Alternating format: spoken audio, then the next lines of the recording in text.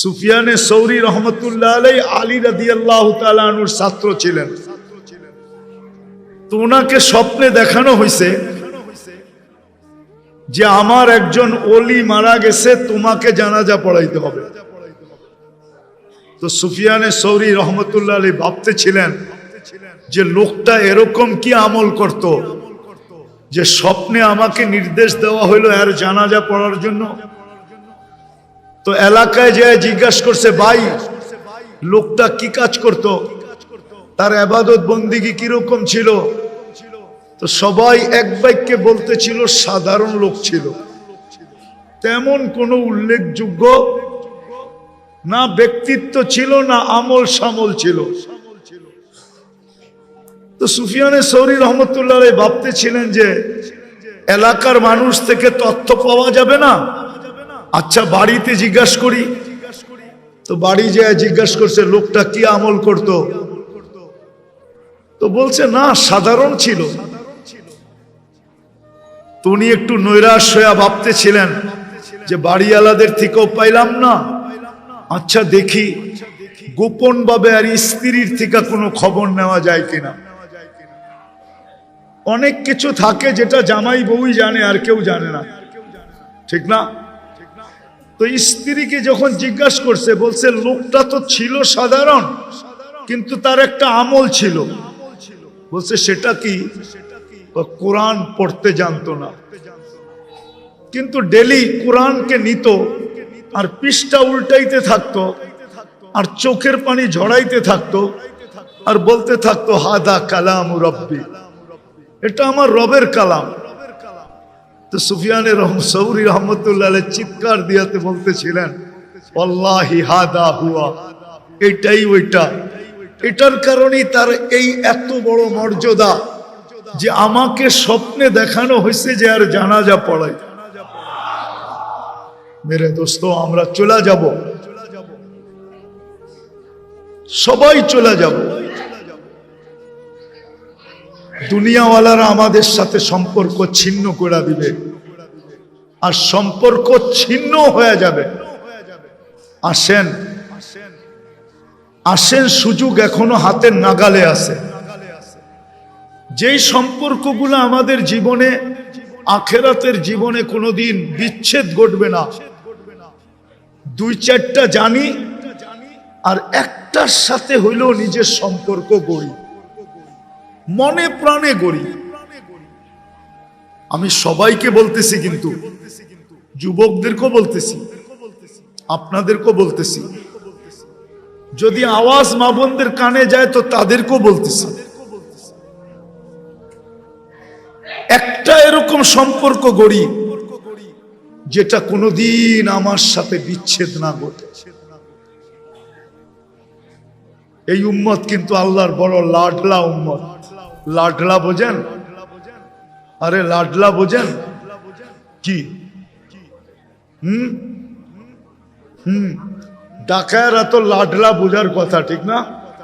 হ্যাঁ, কি সন্তান তো আমরা সবাই তোমার, কিন্তু ছোটটার লগে এত লাড দেখাও কি লেগা, ঠিক না? কি মনে হয় বোঝেন নাই? ছোটটার সাথে সবচেয়ে বেশি মহব্বত, ঠিক না? উম্মত তো সবই, কিন্তু এই উম্মত আল্লাহর কাছে বড় প্রিয়, বড় ভালোবাসার উম্মত। কতটুক? এতটুক বলি যে এর উপরে আল্লাহর কাছে ভালোবাসার কোনো স্তর নাই। এতটুক ভালোবাসার উম্মত। আরেকটা উদাহরণ দিলে বুঝে আসবে। আচ্ছা বলেন তো, যে সবাই শেষে খায় ও কি নিয়া বসে? মনে হয় বুঝাইতে পারি না। ঘরে সবাই শেষে যে খায় সে কি নিয়া বসে? পাতিলা নিয়া বসে। আর তো কেউ নাই, ঠিক না? কি পাতিল লইয়া বসে। আল্লাহর ভালোবাসার পাতিল পুরাটা আমাদেরকে দিয়া দিছে।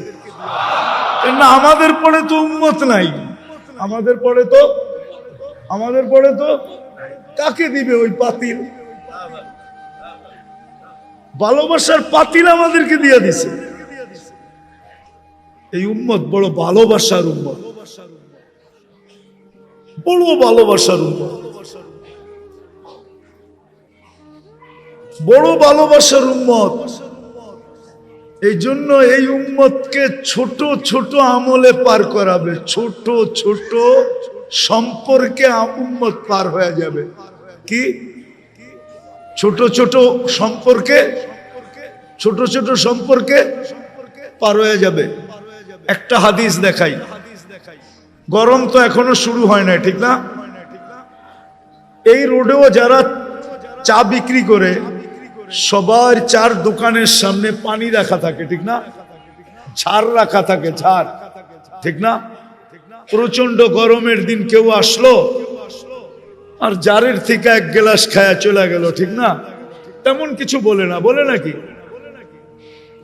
তো কিয়ামতের দিন যখন হিসাব কিতাব চলবে, যে পানি পান করছে জান্নাতি হয় আর দোকানদার যদি জাহান্নামী হয়, তো আল্লাহ দোকানদারকে কানে কানে বইলা দিবে যে ওই যে যাইতেছে তোমার দোকান থেকে এক গ্লাস পানি খাইছিল, আজকে বদলার দিন, ওরে ধরো। তো ছুইটা যায় ধরবে যে ভাই তুই আমার বদলা দিয়া যা। কয় কিসের? আমার দোকান থেকে এক গ্লাস পানি খাইছিলা তুমি। আরে তোরে তো চিনি না বেটা, আবার কবে খাইলাম? চিনি তো না, কবে খাইলাম? তা আল্লাহ পুরা চিত্রটা সামনে তুলা ধরবে। তো চিত্র দেখা ওর মনে উঠবে, হ্যাঁ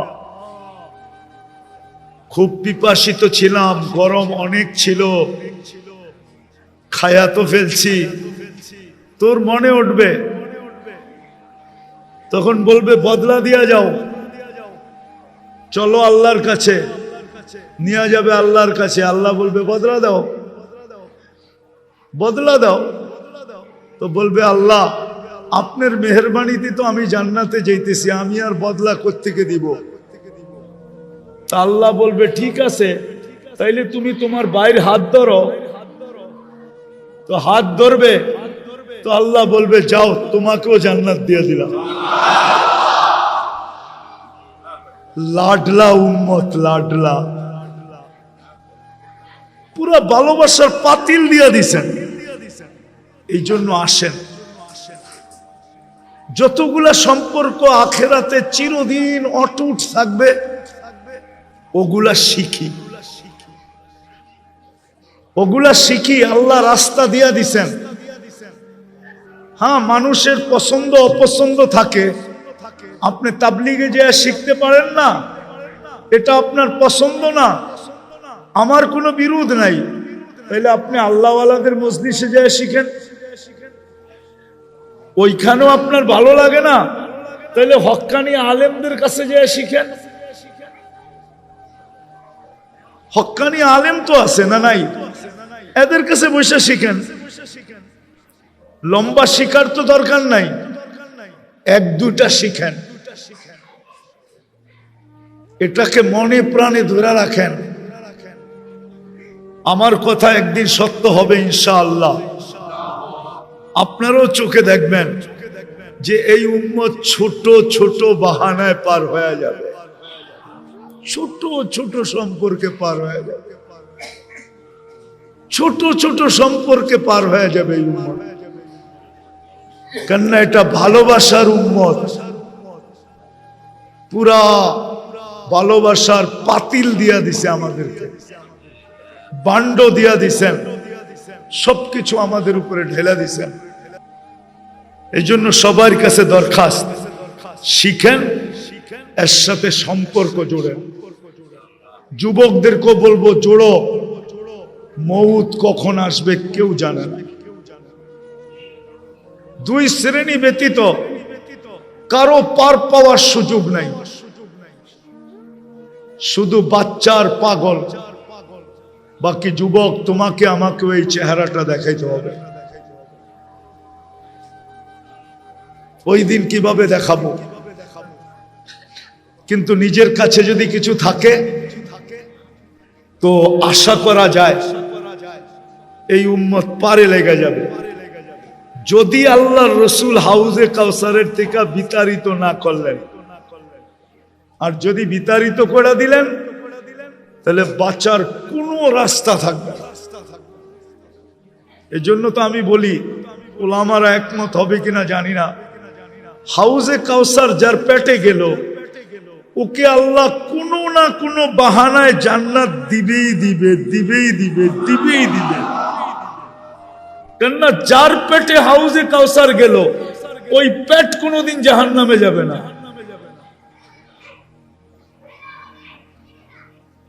কাহিনী মনে উঠলো এই জন্য বলতেছি, আমাদের মুরব্বী ছিলেন সাইদ খান সাহেব রহমতুল্লাহ আলাইহি। তো উনি কয়েকদিন পর পরই সুদানে যেতেন। তো সুদানিরা ওনাকে জিজ্ঞাসা করতেন, হযরত আপনি কয়েকদিন পর পর সুদান আসেন কেন? তাবলীগের বহুত বড় মুরব্বী, উলামারা চিনে সাইদ খান সাহেব রহমতুল্লাহ আলাইহিকে, ইলিয়াস রহমতুল্লাহ আলাইহির সাথী। তো উনি বলতেন কি যে শোনো, আমি সুদানে আসি, দরিয়ায় নীল হইল জান্নাতের নদী, আমি আসি এইখানে গোসল করতে আর পেট ভরা পানি খেতে। সবাই জিজ্ঞেস করতেছে গোসল আর পেট ভরা পানি খাওয়া? জান্নাতের নদী তো, খাইয়া আল্লাহর কাছে দোয়া করি, আল্লাহ যেই পেটে জান্নাতের নদীর পানি গেল ওই পেট যেন দুযোগে না যায়, ওই পেট যেন দুযোগে না যায়। ঠিক তদ্রূপ হাউজে কাউসার যার পেটে যাবে কোনো না কোনো বাহানায় আল্লাহ পার করে দেবে। এই জন্য মেরে দোস্ত আসেন শিখি যেই সম্পর্কগুলা চিরদিন আমাদের সাথে অটুট থাকবে, সর্বগাটিতে সর্বগাটিতে আমাদেরকে সামলায় নিবে, পার করায় নিবে, আগে বাড়ায় নিবে, পাহারা দিয়া নিবে। কসম খোদার, পাহারা দিয়া নিবে। ছোট ছোট আমল আছে, ছোট ছোট, এতগুলা তো বলা যাবে না। এই জন্য আমাদেরকে শিখতে হবে। আমি রাস্তা দেখাইলাম, আপনি যদি তাবলীগে যেয়ে পারেন ওইখানে শিখেন। যদি আপনার মন না চায়, ভালো না লাগে, তো আল্লাহওয়ালাদের দরবারে যেয়ে শিখেন। ওইখানেও যদি আপনার ভালো না লাগে তাইলে হক্কানি আলেমরা আপনাদের প্রত্যেকের বাড়ির আঙ্গিনায় আছে, হাতের নাগালে আছে, এদের কাছ থেকে শিখেন। যে হুজুর আমাকে 2-4টা শিখায়া দেন, আর এই 2-4টাকে মনে প্রাণে ভালোবাসা জীবন ভর এটাকে সঙ্গী বানায় রাখেন। করবেন তো ইনশাআল্লাহ? পাক্কা তো? বিলকুল। সামনে রমজান আসতেছে, শাবানের আজকে 2 তারিখ হয়ে গেল। রমজান উম্মতকে আল্লাহ পুরস্কার হিসাবে দিয়েছেন। রমজান মাস এই উম্মতের পুরস্কার, গিফট, আল্লাহর পক্ষ থেকে পুরস্কার। আবার সাজায়া দিছেন। কি সাজায়া দিছেন? ইচ্ছা করলে এক রাত্রে জীবন গড়া যায়, এক রাত্রে। কোন রাত্রে? লাইলাতুল কদর। আল্লাহ সাজায়া দিছেন। কেমন সাজাইছেন 2-1টা দেখেন। রমজানের যেই তসবিহ আপনি পড়বেন এটা 1 লাখ লেখা হবে। একবার পড়লে 1 লাখ, একবার পড়লে 1000, একবার পড়লে কলেমা 70 বার পড়লে, দুরূদ 70 বার পড়লে, 100 বার পড়লে। আরে মিয়া গাট্টি কত বড় করবেন, করেন না? কত বড় করবেন, গাট্টি করেন না।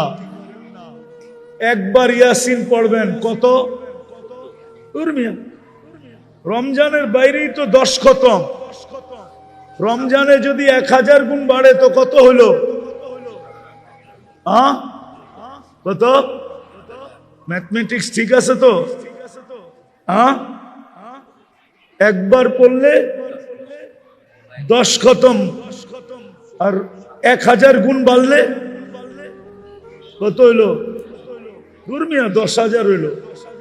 ম্যাথমেটিক্সে দিয়ে আপনারা আমার চেয়ে কাঁচা। একবার সূরা ইয়াসিন পড়বেন, 10,000 কোরআন খতমের সওয়াব।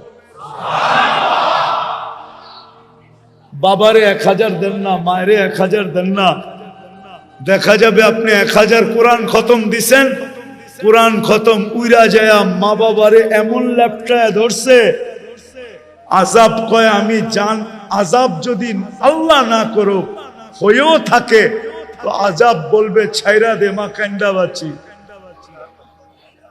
কোরআনের উপরে আমি আসমু তো আসমু কি কইরা? আসমু তো আসমু কি কইরা? 10,000 আসমু কি কইরা? ঠিক আছে না? ম্যাথমেটিক্সে এত কাঁচা না আপনি মনে করেন। সবাই খালি হুজুর ঘরে কাঁচাই মনে করে। দিয়া দেন না, একবার পড়া 1000 মায়েরে দেন, 1000 বাবারে দেন, 1000 অমুক রে দেন, 1000 তমুক রে দেন, দেন না। উচিত তো ছিল রমজান মাসটা পুরা ইবাদতের জন্য লাগায় দেওয়া। আফসোস তো এখানেই লাগে, শুধু আমি আফসোস করতেছি না, মনে হয় আল্লাহর রাসূলও রওজায় আফসোস করে যে হায় আমার উম্মত, আমি আল্লাহর কাছ থেকে এত কিছু সাজানো এক রমজান উম্মতকে উপহার আইনা দিলাম, হায় আমার উম্মত দেখি দোকানে বসে আছে। ও মেরে দোস্ত, করোনার সময় কামান নাই, মরে গেছেন, বলেন কি এইখানে করোনার সময় কয়জন কামাইছেন? দোলাই খাল কি খোলা ছিল লকডাউনে? আমরা মনে হয় উয়ারি দেখি নাই। বাঁশের বেড়া দিতে দিতে কি করছে? আপনি বলবেন লকডাউন আসলে আপনি বাইরেলেন কেমনে? ঠিক না? কি আপনাকে উয়ারি প্রত্যেকটা রোডের ভিতরে বাঁশ দিয়া বাঁধে নাই? হ্যাঁ, লকডাউনে কামাইছেন কোত্থেকা? কি না খেয়ে মরে গেছেন? হ্যাঁ, ভালো খাওয়াইছে, ঠিক না? 1 মাস না কামাইলে মরে যাবেন না। হইতে পারে এর পরের মাসে এমন কামাই দিব, এমন কামাই দিব। আমি একটা সত্য কথা আপনাদেরকে বলি, আপনারা তাঁতিবাজার দিয়া যান না, দেখেন না সবাই গদির ভিতরে সারাদিন বয়া থাকে। আমরা মাঝে মাঝে শুনি দোকান থেকে, রিক্সার থেকে কয় এরা কি বেচে, কিচ্ছুই তো দেখা যায় না, কোনো কাস্টমারও তো নাই, এরা করেটা কি? মাঝে মাঝে দোকানতে বয়ে বয়ে শুনি আর মুস্কি মুস্কি হাসি। আসলেও সত্য, আসলেও। কিন্তু আল্লাহ মাসে 2-1 দিন এত দেয়, এরকম দেয় যে 1 মাসেরটা হইয়া 2 মাসেরটা হইয়া 3 মাসেরটা হইয়া যায়। কেননা ব্যবসা হইল অপেক্ষার রিজিক। কি অপেক্ষার? না কাস্টমাররে ফোন করে আনেন? হ্যাঁ, কত মাল তো আপনার কাছ থেকে বিলকুল কমপ্লিট করে ফেলছে, ভাই আপনার তিনিমু একটু পরে কি বুঝা জানি একটা হাসি দিয়া গুলো, ভাই আসলে তো নিতাম, কোয়ালিটিটা জানি কেমন কেমন মনে হয় না, ভাই রাখেন একটু দেখালই। ঠিক আছে না? কি মনটা ভাঙছে না ভাঙে নাই? হ্যাঁ, মনে হয় প্লেট উপর থেকে ফালাইলো এত টুকরা হইতো না যত টুকরা মনটা হয়ে গেছে। ঠিক না? কি বুঝাইতে পারলাম? 1 ঘন্টা পরে আবার ঘুরে আইছে, ভাই মালটা কই? এখন আপনি একটা প্যাচ মারলেন, ভাই মালটা তো গেছে গা, ওই দামে তো দিতে পারবো না, মালটা তো গেছে গা। যদি নিতে চান ওরমই একটা আছে, কিন্তু আরো টাকা বেশি দিতে হবে। তো বেশি দিয়া নেয় না? নেয় না? হ্যাঁ, ওরে বাইর করলো কে, আবার আনলো কে? আপনি যদি 1 মাস না কামান মরে যাবেন। আরে জান, দুনিয়ার বহুত দেশ আছে রমজানে কামায় না, আসেন আমরা এইবার অঙ্গীকার করি, কামাইলো সীমিত সময়, যে সকালে যাব, জোহর পড়া অফ, জোহরের পরের থেকে পুরাটা সময় আল্লাহকে দিয়ে দিব। কি পারবেন? হ্যাঁ, চেষ্টা করে দেখেন।